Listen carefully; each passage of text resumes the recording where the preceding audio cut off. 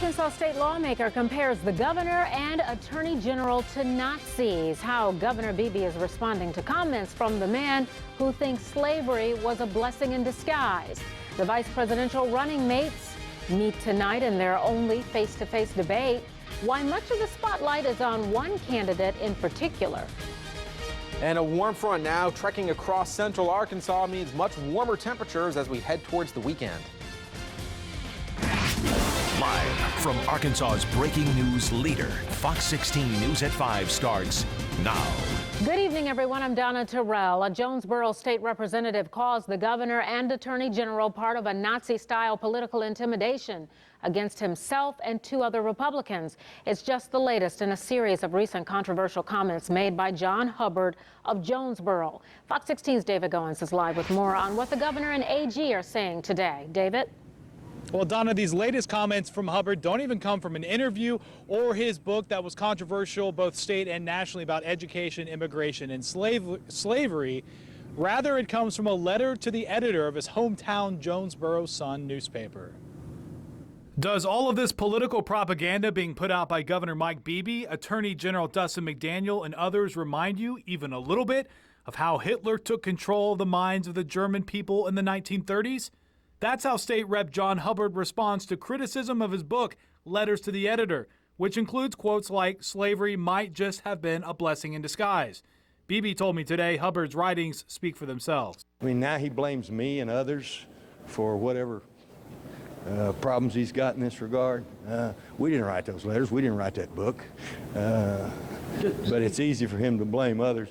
Even, I think, what he called me a Nazi. Hubbard accuses Democrats of pressuring a Batesville restaurant to cancel a fundraiser this week for another Republican in hot water, Charlie Fuqua, who wrote he supports the death penalty for disobedient children.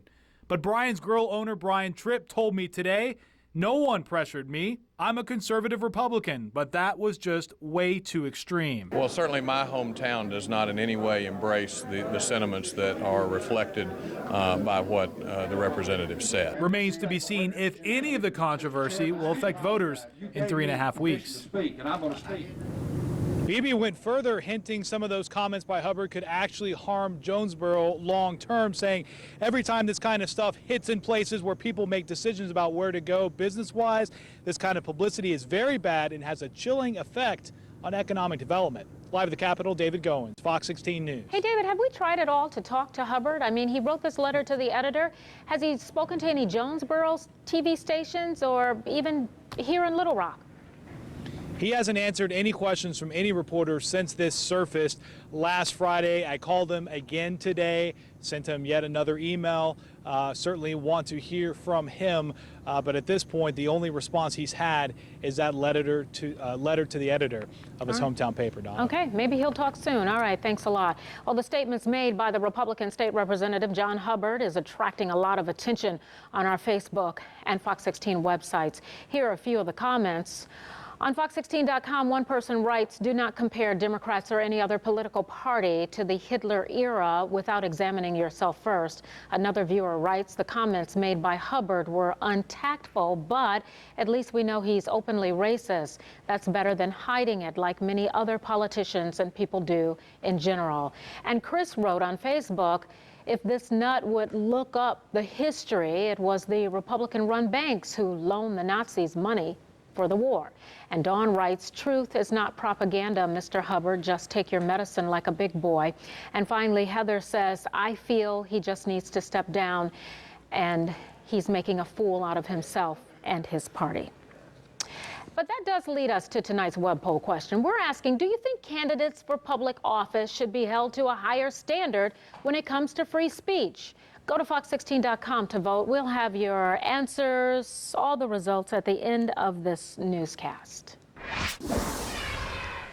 Well, you are looking live inside Center College. This is in Danville, Kentucky. The Liberal Arts School is the setting for tonight's first and only vice presidential debate between Democrat Joe Biden and Republican Paul Ryan. Observers say Vice President Biden has more pressure to impress voters since he is following up Mitt Romney's strong showing in the first U.S. presidential debate. Now, after a lackluster performance from President Obama last week, Democrats are hoping Vice President Joe Biden gives them something to cheer about. But as Fox's Craig Boswell reports, Republicans believe Paul Ryan could bring another win for Team Romney. In their one and only showdown, Vice President Joe Biden and Congressman Paul Ryan will debate for 90 minutes on domestic and foreign policy. The first question will go to the Vice President. Vice President Joe Biden arrived in Kentucky today just hours ahead of tonight's debate. The 69-year-old with almost 40 years of Washington experience is expected to vigorously challenge his Republican rival Paul Ryan, following Mitt Romney's powerful debate showing last week. Many polls suggesting the first presidential debate wiped out much of the lead held by President Obama. One thing I'm going to be looking for is whether or not Joe Biden is going to address the contrast between the Barack Obama that he described in his quite effective convention speech and the Barack Obama that we saw on the stage in Denver last week. So that's one thing I'm going to be watching for. Can Biden repair Obama's image? Congressman Paul Ryan arrived in the bluegrass state yesterday. Many say the 42-year-old Wisconsin congressman will rely on his extensive knowledge of the federal budget and the economy in tonight's debate. A couple weeks ago, I thought it was Obama's lead was lengthening, but now it's narrowed quite a bit. So I'd like to hear them engage in some substantive issues, and I look forward to hearing Ryan's budget plan. Tonight's event will be broken down into 9 10-minute segments. In Danville, Kentucky, Craig Boswell, Fox News. And don't forget, you can watch the vice presidential debate right here on Fox 16 starting at 8 tonight. And if you're not in front of a TV, that's okay, because we're going to live stream the debate on fox16.com. Then be sure to watch Fox 16 News beginning at 9:30. Now, Arkansas most accurate forecast with Chief Meteorologist Jeff Baskin. Actually broken out to a lot of sunshine going into the late afternoon hours. We do have a frontal boundary that's almost right across central Arkansas right now, dividing some much cooler air across northern and northeast Arkansas from some much warmer air across southern portions of the state where temperatures are well up into the 70s, even 80s, 84 in Arkadelphia, 82 in Monticello. But notice Searcy only at 64 and 61 degrees in Batesville. This frontal boundary slowly lifting towards the north, although not much in the way of rain associated with this front. Later on tonight, though, as that front starts to push a little bit towards the north, we are thinking that showers and a few thunderstorms will begin to develop, especially across parts of southern Missouri going into northern Arkansas as we go through the late overnight hours into tomorrow morning. Notice those showers and thunderstorms staying mainly over northern portions of the state with more in the way of dry conditions, only an isolated shower getting down into central Arkansas for tomorrow. So here's what it looks like in your evening forecast. If you're heading out tonight, no rain around. As a matter of fact, mostly clear skies, temperatures holding in the upper 60s. And notice it really doesn't cool off all that much as that warmer air starts to increase from the south. Temperatures staying in the mid 60s all the way through 11 o'clock. We are talking about warmer temperatures heading into the weekend. However, also a risk of some storms. I'll show you when coming up in your 7-day forecast in a few minutes. In a Fox 16 breaking news update, that fire that destroyed a grocery store in Perry County started inside an electrical box in the store office. Dozens of firefighters rushed to the Big Star in Perryville Wednesday to put out the flames that caused the roof to collapse. Customers and employees inside the store when the fire started managed to get out of the burning building. Big Star is the only grocery store and the largest employer in Perryville. Well, a woman is in critical condition tonight at UAMS after getting hit by a car this afternoon on Interstate 630.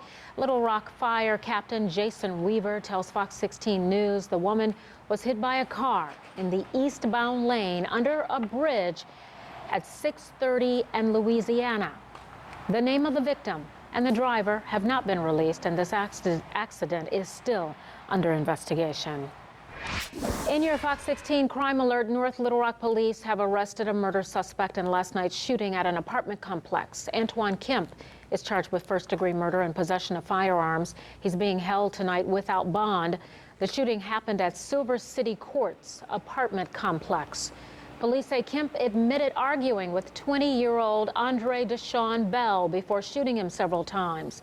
Bell was pronounced dead at the scene. A mixed...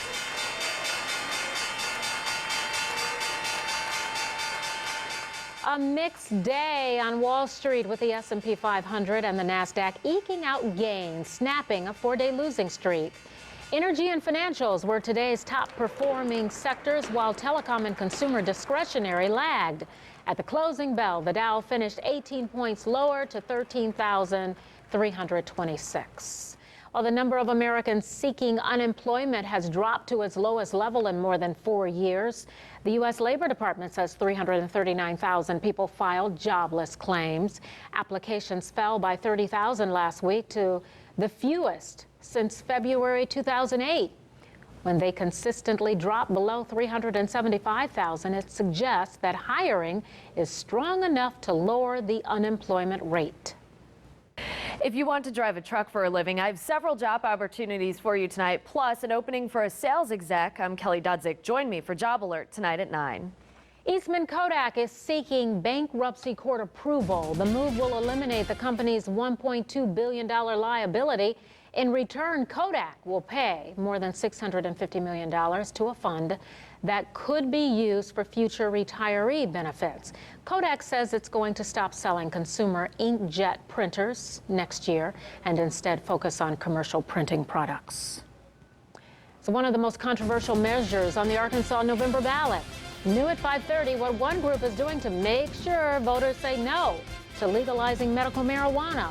Plus, what happened at the Little Rock Zoo that has staffers on high alert tonight? You're watching Fox 16 News at 5 with Donna Terrell, Kevin Kelly, sports with David Rath, and Arkansas's certified most accurate forecast with Chief Meteorologist Jeff Baskin. This is Fox 16 News at 5.